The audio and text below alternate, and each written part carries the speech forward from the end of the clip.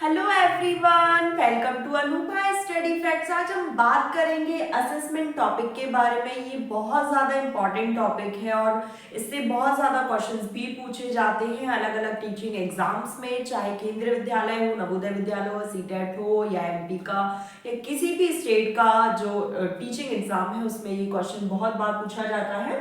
तो assessment basically क्या है, जहां पर आप इवेल्युएट कर सकते हैं, मेजर कर सकते हैं, अपनी प्रोग्रेस को एनालिसिस कर सकते हैं। ये सब कुछ क्या कहलाता है?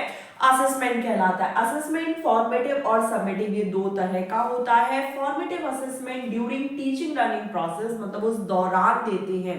जैसे मैं अगर बच्चों को कुछ पढ़ा रही हूँ, उस कक्षा के दौरान, उस क्लास के दौरान मैं बच्चों को असेस करूं, तो वो चीज कहलाएगी फॉर्मेटिव असेसमेंट। लेकिन वो यूनिट पूरी खत्म होने के बाद अगर मैं बच्चों को असेस करती हूँ, फॉर एग्जाम्पल यूनिट टेस्ट ले लेती हूँ, तो वो समेटिव असेसमेंट कहलाएगी।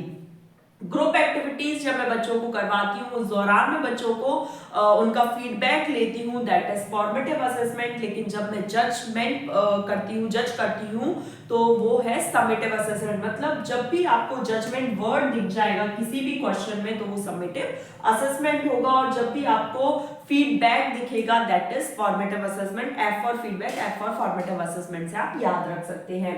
जब आप बच्चे की या खुद की स्ट्रेंथ को, वीकनेस को जानते हैं, that is formative assessment. Formative assessment teacher खुद से खुद का भी कर सकते हैं। समेटिव असेसमेंट में पेपर पेन जो रिटन एग्जाम होता है उसके थ्रू होता है।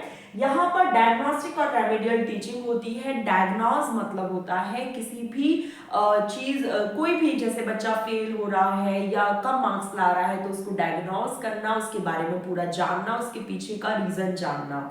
और रेमेडियल टीचिंग मतलब आप उसको जो भी रीजन है उसके अकॉर्डिंग बच्चे को रेमेडियल टीचिंग देंगे।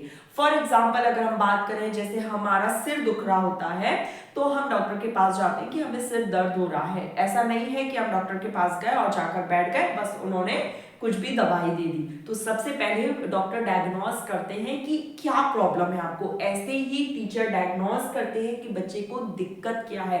उस डायग्नोस के बेस पर जब वो चीज डायग्नोस हो गई कि अच्छा बच्चा को हो सकता है हियरिंग प्रॉब्लम हो सकता है, देखने में दिक्कत हो, तो अगर देखने में दिक्कत है तो आप उसे रूम में आगे बिठा सकते हैं। इस तरीके से फिर आप उसको बड़े बड़े अक्षर लिख सकते हैं, या जो ऑडियो विजुअल एड्स आते हैं उससे आप हेल्प कर सकते हैं, ताकि बच्चे को आवाज सुनाई आए। अगर उसे कोई चीज नहीं भी दिख रही है तो वो सुन के याद कर ले।